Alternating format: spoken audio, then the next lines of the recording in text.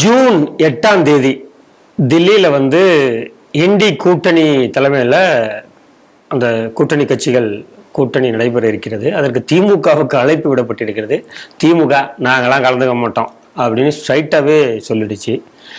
But மக்களுக்காக நாங்க ஆதரிப்போம், பாராளுமன்றத்துல ஏதாவது தீர்மானம் நீங்க கொண்டு வரீங்கன்னா மக்கள் ஜனநாயக விரோதத்துக்கு எதிராக இருக்கு அப்படின்னா நாங்க திமுக அதாவது காங்கிரஸ் கூட்டணி கட்சிகளுக்கு எங்களோட ஆதரவு நிலைப்பாட்டை நாங்க மாத்திக்கல அப்படின்னு சொல்லியிருக்கு.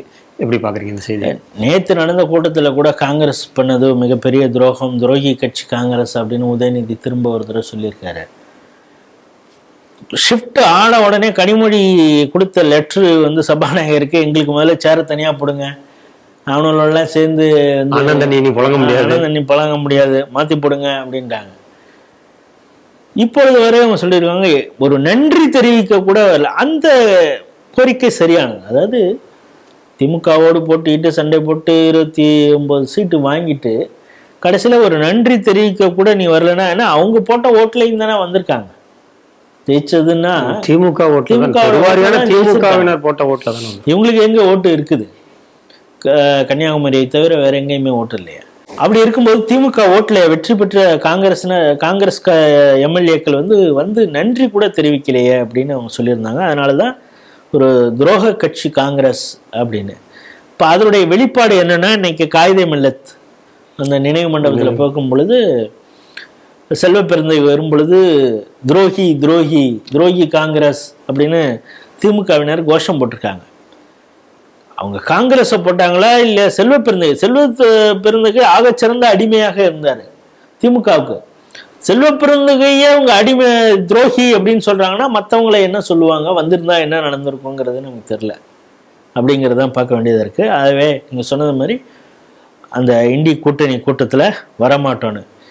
இதற்கு முன்னால என்ன சொன்னாங்கன்னா, இண்டி கூட்டணியுடைய ஒரு பெருஞ்சுவராக இருக்கிறதே ஸ்டாலின் தான், இந்தியா முழுக்க அவர் செய்யக்கூடிய அந்த வழிகாட்டுதல்ல வச்சுதான் நம்ம எல்லாமே அதன்படி நம்ம செயல்படணும் அப்படின்னு கேரளாவில் உருட்டினதா இருக்கட்டும்.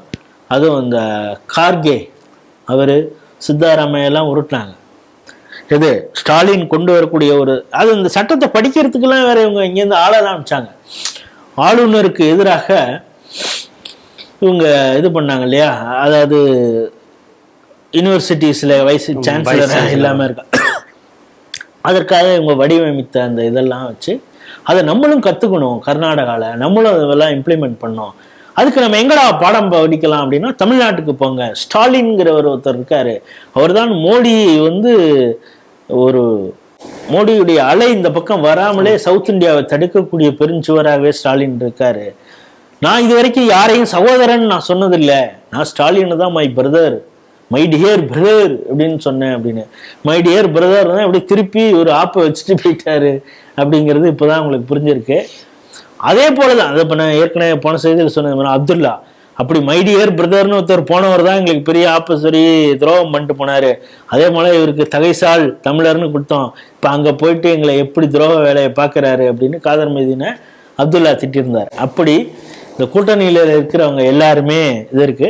இப்போதைக்கு கம்யூனிஸ்டும் திமுகவும் தான் ஏதோ இதில் இருக்காங்க.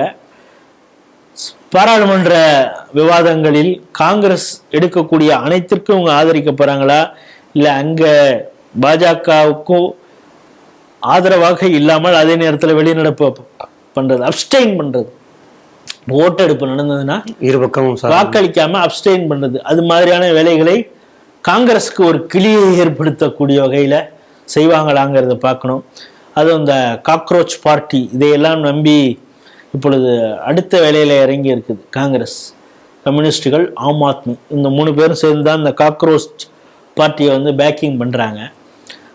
அதுக்கு ஆதரவாக ஏதாவது திமுக டெல்லியில ஏதாவது வேலை செய்ய போகுதா, இல்லை இவங்கள்ட்டேருந்து தனியாக நிற்க போகுதா, தேசியத்தின் பக்கம் நிற்பார்களான்னு தெரியாது. ஆனா பாஜகவிற்கு கொஞ்சம் ஆதரவான ஒரு சூழல்ல இருப்பாங்களா அப்படின்னு அதெல்லாம் நம்ம பொறுத்திருந்து தான் பார்க்கணும். ஆனால் அவங்களுடைய முடிவு கரெக்டு தான். ஏன்னா ஒரு துரோகம் செய்த ஒரு காங்கிரஸ் கூட்டணியில் இனிமேல் இருக்கணும். இது புதுசு இல்லை, ஏற்கனவே காங்கிரஸ் கூட்டணியோட இன்னும் தோற்கும் பொழுது கருணாநிதி சொன்னது தான், கூடா நட்பு கேடாய் முடியும்னு. அதெல்லாம் இல்லை அப்படின்னு சொல்லிட்டு திரும்பவும் கூட்டணி வச்சாங்க. இப்பொழுது மீண்டும் அந்த கூடா நட்பு கேடாய் முடிந்திருக்கிறது. அதை ரொம்ப லேட்டாக புரிஞ்சிருக்குது திமுக. அதோடைய வெளிப்பாடாகத்தான் அந்த கூட்டணிக்கு நாங்கள் போகலைன்னு சொல்லியிருக்காங்க. அடுத்த கட்ட நகர்வு எப்படி இருக்குது? அதாவது எனக்கு நான் அவளோடு எதிர்பார்ப்பது பாராளுமன்ற செஷன். அதில் வந்து காங்கிரஸ் திமுக 2 பேருக்குள்ளார எப்படி செயல்பட போகிறாங்க அப்படிங்கிறது தான். ஏன்னா ஒரு நேரத்தில் இவங்க பேசுறதுக்கு அவங்க ஊதுறதும், அவங்க ஆட, இவங்க பாட, இவங்க மியூசிக் அடிக்க ஒரே குதூகலமாக இருந்தாங்க. இனிமே பாராளுமன்ற செஷன்ல திமுக எப்படி செயல்பட? கேன்டீன்ல சந்திச்சுப்பாங்க. அந்த பாராளுமன்ற மெயின் பிரமிசஸ்க்குள்ள வேற இடத்துல உட்காந்துருப்பாங்கன்னு சொல்றீங்க, அப்படித்தானே? பார்ப்போம் அவங்க என்ன வாசிக்கிறாங்க, இவங்க என்ன டான்ஸ் ஆடுறாங்க, எல்லாம் பாராளுமன்றத்துல பார்ப்போம்.